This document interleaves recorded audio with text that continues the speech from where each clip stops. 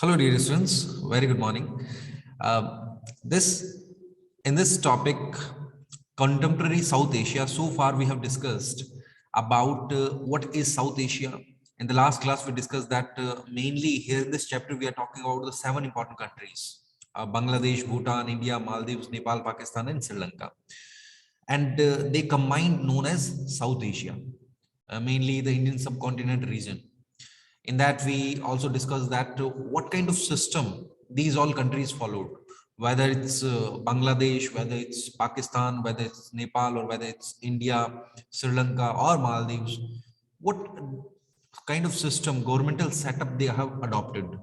And so far, we have discussed about the military and the democracy, both hand in hand, how they just have come through time and again in Pakistan, how the army or the military is the real establishment in Pakistan, and what are the reasons behind the power of the army in Pakistan.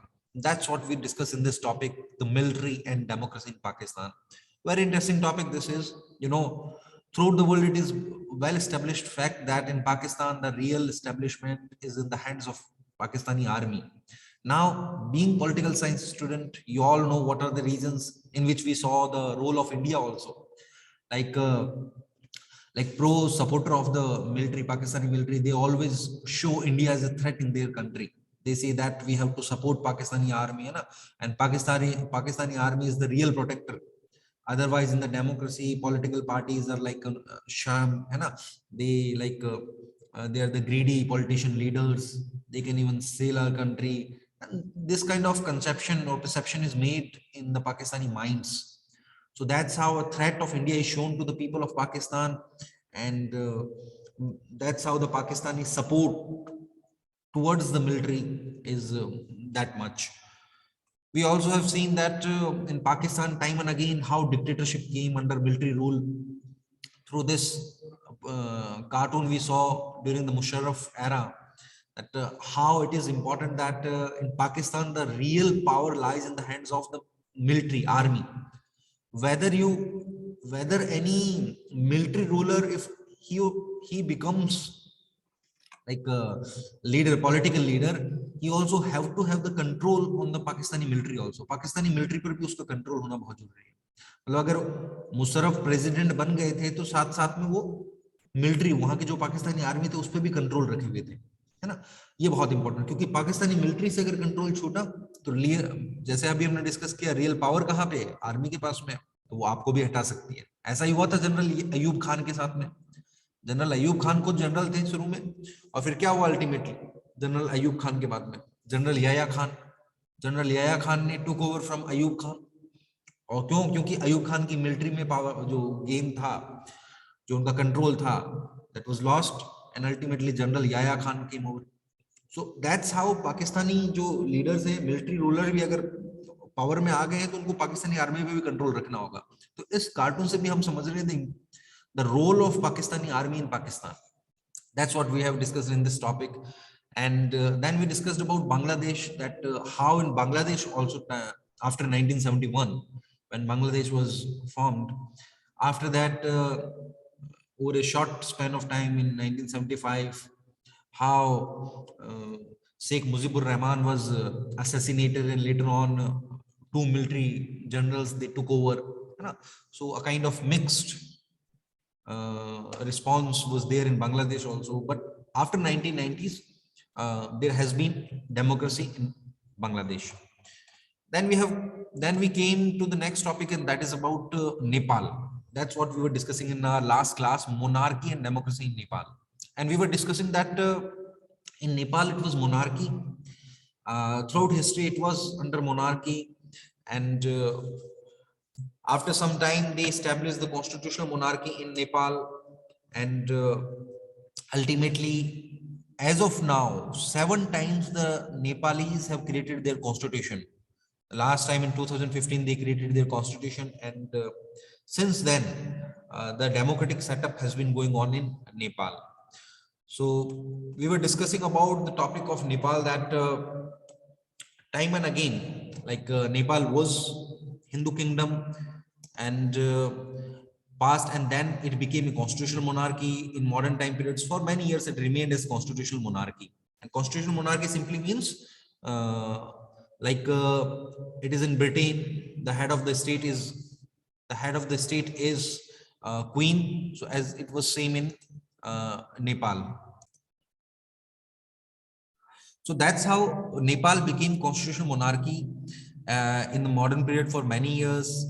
Now, throughout this period, political parties and the common people of Nepal have wanted a more open and responsive system of government, but the king wanted to take control in his hand only.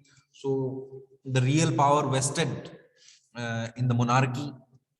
With the help of the army, the Nepali king established that system and retained full power, full control over the government, and restricted the expansion of democracy in Nepal. But ultimately, when there is resentment in the people's mind, people want to change something, change the system, then the revolution happens. So that kind of thing happened in Nepal also. Ultimately, the king accepted the demand for a new democratic constitution in 1990.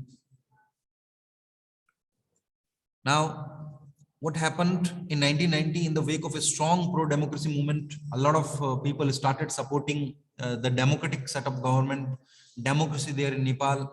So that's how ultimately in 1990 the king had to accept the demand of the pro-democratic groups, pro-democratic supporters, and however, democratic governments had a short and troubled career in Nepal, because somehow in some extent still the king, the monarchy wanted to have the control in the government. So they did not give the full power, or the full democratic setup was not evolved there in Nepal for much of the time. Now, during the 90s, the Maoist was the group, those who were having the ideology of Mao, in which they started, they were saying, their point of view was clear that in the current system, if we want to like get rid of the king and this like somehow democratic system, then we'll have to raise arms against the system, and we'll have to have the guerrilla warfare against the system, against the king's army. So the Maoists of Nepal were also very successful in spreading their influence in many parts of Nepal. They were also getting supports. They believed in armed insurrection and armed uprising against the monarch and the ruling elite.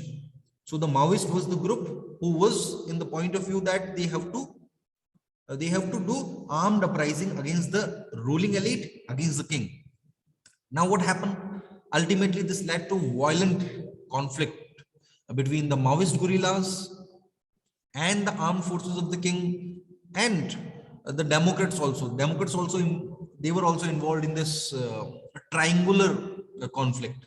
Now, the Democrats were those who were more liberal. They wanted a democratic setup. They wanted to get rid of monarchy, in any manner. So ultimately, this became a kind of triangular conflict in which monarchist forces, the Democrats, and the Maoists, these all three forces combinedly, they all were like fighting with each other to establish their kind of system. So kind of conflict happened in Nepali society. Now, ultimately, what happened in 2002? The king abolished the parliament and dismissed the government. So, as in 1990, uh, parliamentary kind of system and a few political parties were allowed, but ultimately in 2002, the king again wanted to take full control. He abolished the parliament, dismissed the government. That's what happened. Even the limited democracy that existed in Nepal, that was ended. That's how in 2002. So in April 2006, there were massive countrywide protests, and pro-democracy protest happened. Now the struggling pro-democracy forces, they achieved their first major victory when the king was forced to restore the House of Representatives. That was dissolved in April 2002. So ultimately, Raja Gopi, because of the pro-democracy protest in a massive scale that happened in 2006, so ultimately the king had to again constitute that parliament, had to accept the demands of the pro-democracy supporters. So that's how the parliament, which was dismissed or dissolved in April 2002, it was again restored. उसको restore कर दिया गया अप्रैल 2002 में, जो dissolve की थी। अप्रैल 2006 में उसको किंग ने क्या किया, वापस अलाउ कर दिया। तो समहाउ डेमोक्रेसी दोबारा एक तरीके से नेपाल में बनने लगी। And at that time there was 7 party alliance. 7 party alliance और माओइस्ट और सोशल एक्टिविस्ट ने प्रो डेमोक्रेसी मूवमेंट किया था। अब ये 7 पार्टी अलायंस क्या है, what is 7 party alliance? SPA. तो देखिए SPA was, so everyone, what was SPA? SPA was 7 party alliance. It was a kind of coalition of 7 Nepali political parties. They all wanted to like end autocratic rule that was under Nepali king. So they like started movement protest, and that was popularly known as Loktantra Andolan there in Nepal. Mainly these 7 political parties were there. Okay, Nepali Congress, Democratic, Communist Party of Nepal, Unified Marxist Leninist, Nepal Workers and Peasant Party, Nepal Goodwill Party, United Left Front, People's Front. So these all parties combinedly they formed alliance. Why? To raise their voice against the king monarchy and to establish democracy. So pro-democracy protest happened, popularly known as Loktantra Andolan under SPA. 7 parties alliance. This was the 7 party alliance.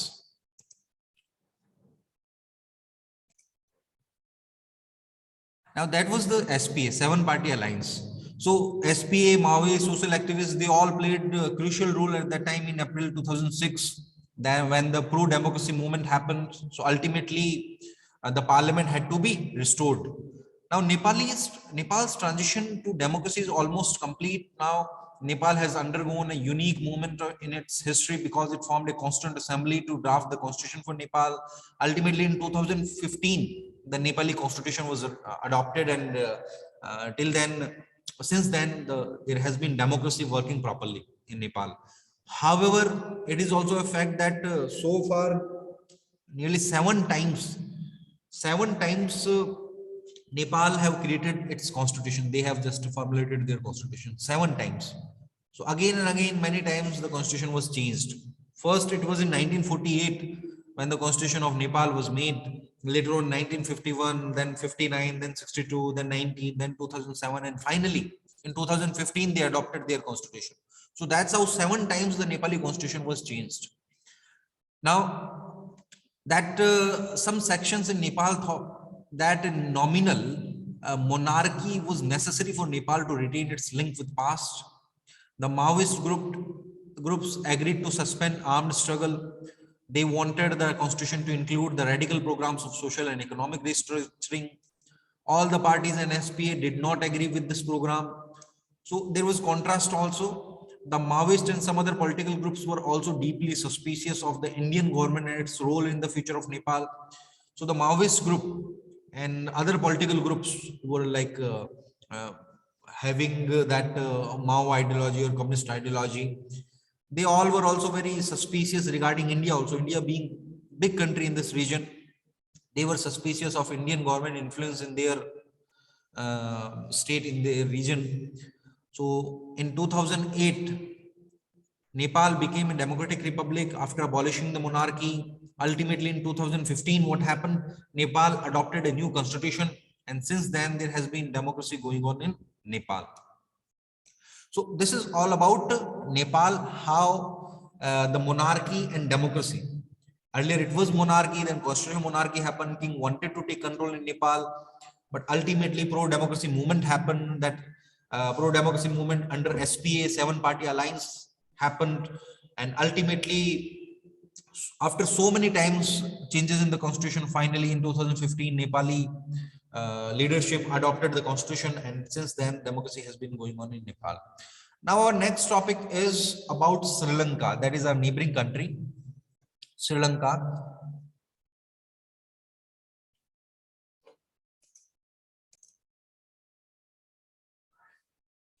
Yes, everyone. Now we have come to our next topic, that is ethnic conflict and democracy in Sri Lanka.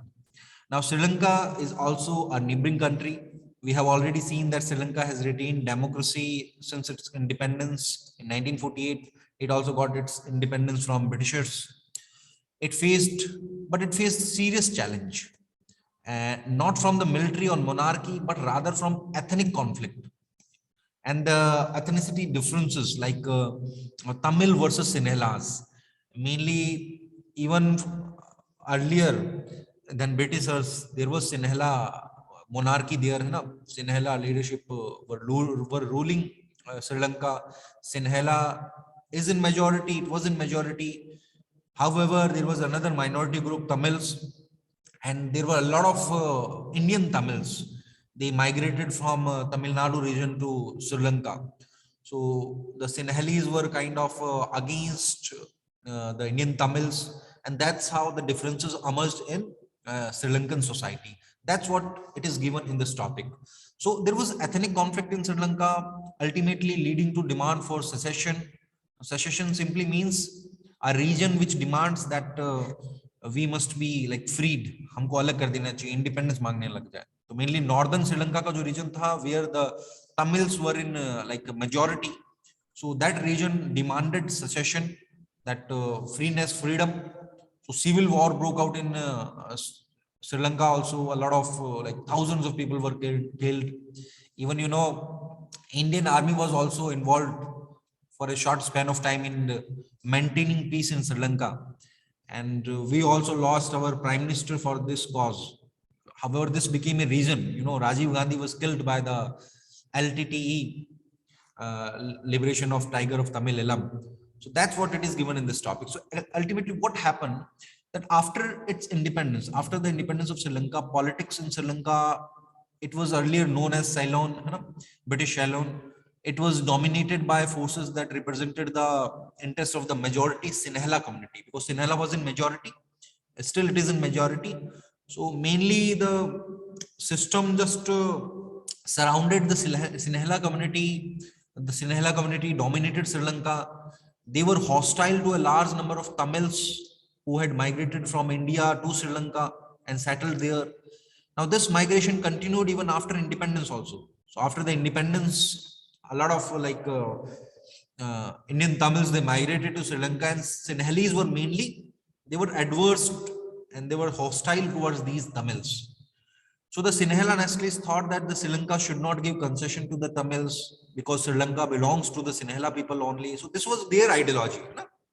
And ultimately what happened? They followed the majoritarianism concept, in which Sinhala was imposed, Sinhala language was imposed, and that's how Tamil was neglected. Sinhalese were given like reservations and all other facilities, whereas Tamils were like humiliated. So that's how ultimately the civil war broke out in Sri Lanka. So the neglect of Tamil, ultimately what happened? It led to militant Tamil nationalism, and a group called LTTE, Liberation of Tiger of Tamil Elam. It was formed after 1983, and that LTT has been fought an armed struggle against the Sri Lankan army, and it demanded Tamil Elam. Elam means nation. Tamils के लिए अलग से nation. उन्होंने demand की Tamil alum की. किन्होंने? LTTE ने. LTTE was led by Prabhakaran. Prabhakaran was like a commander of LTTE. तो इन्होंने आर्म्ड अपराइजिंग कर दी. जो श्रीलंकन आर्मी थी उसके साथ फाइट स्टार्ट कर दी एक तरीके से. क्यों? क्योंकि हमारा जो रीजन है, मतलब नॉर्दर्न श्रीलंका का जो रीजन है, where Tamils were in majority, उसको अलग किया जाए, उसको फ्री किया जाए, फ्रीडम दिया जाए. ये इनकी मेन मतलब इनकी डिमांड थी. एंड डिमांड क्या, वो like they were fighting for that. Now the LTT controls the north eastern parts of Sri Lanka, because there the Tamils were in majority. So this part was like dominated by LTT, and the Sri Lankan problem involves people of Indian origin also. There is considerable pressure from the Tamil people in India to the effect that the Indian government should protect the interest of Tamils in Sri Lanka. So it played a role in Indian politics also. Like Tamils in India, they forced or they pressurized the government to like mediate or maintain peace, or to stop the Sri Lankan government to do injustice against the Tamils. So the government of India has from time to time tried to negotiate with the Sri Lankan government on the Tamil question. But ultimately what happened, the decision was taken by Rajiv Gandhi government in 1987. that the government of India first time directly got itself involved in the Sri Lankan conflict. And what it did, it signed an accord, an agreement with Sri Lanka. The Indian government under Rajiv Gandhi signed an agreement with Sri Lanka and sent Indian troops, Indian army, in which even not only army, the Air Force division and Navy division they were also involved. They sent Our government sent troops to stabilize relations between the Sri Lankan government and the Tamils. So we were kind of became a peacekeeping force there in Sri Lanka, IPKF, Indian peacekeeping forces. But ultimately, what happened actually? The LTTE or Tamil, they saw it saw this decision as a kind of interference in their politics, in their internal affairs. So eventually, the Indian Army got into a fight with LTTE also. Like certain kind of events happened in which Indian Army had to involve itself in that fight, in which it was seen in a negative manner by the LTTE. So the presence of Indian troops was also not liked much by the Sri Lankans also. They saw this as an attempt by India to interfere in their internal politics, internal affairs of Sri Lanka. So ultimately, what happened? Nearly 2.5 years, Indian army, Indian peacekeeping forces were there, and ultimately Indian peacekeeping forces had to pulled out of Sri Lanka, and we lost many soldiers there also in the Sri Lankan conflict. So we had to pull out of Sri Lanka without attaining our objectives. The Sri Lankan crisis continued to be violent for much time. However, international actors, particularly the Scandinavian countries such as Norway and Iceland, tried to bring the warring groups back to negotiations. Finally, what happened? The conflict came to an end with the end of Prabhakaran and with the end of LTTE.